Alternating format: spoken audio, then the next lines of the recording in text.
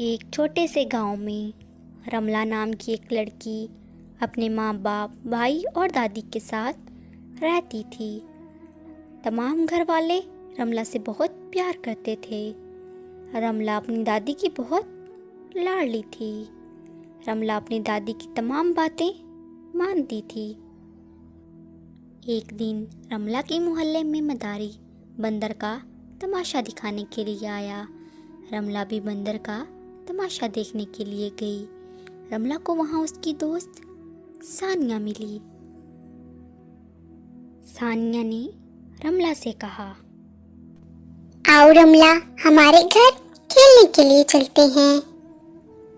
और रमला अपने घर वालों को बगैर बताए सानिया के साथ उसके घर चली गई।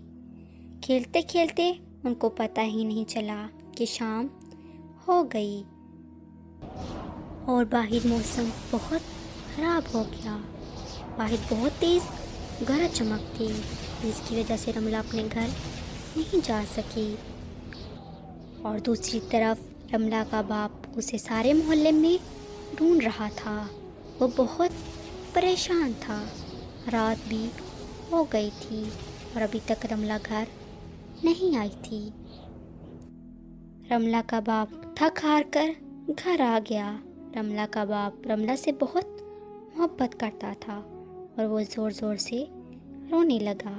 दादी ने रमला के बाप से कहा, तुम परेशान ना हो, रमला मिल जाएगी। अगली सुबह जब मौसम ठीक हुआ और रमला घर आई तो दादी ने उस पर बहुत गुस्सा किया और कहा, अच्छे बच्चे हमेशा अपने माँ बाप को बता कर जाते हैं।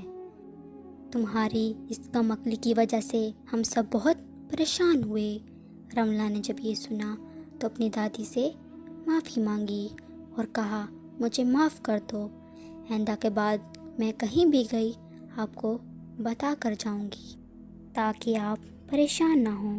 दादी ने रमला को उसकी आखिरी गलती समझकर माफ़ कर दिया।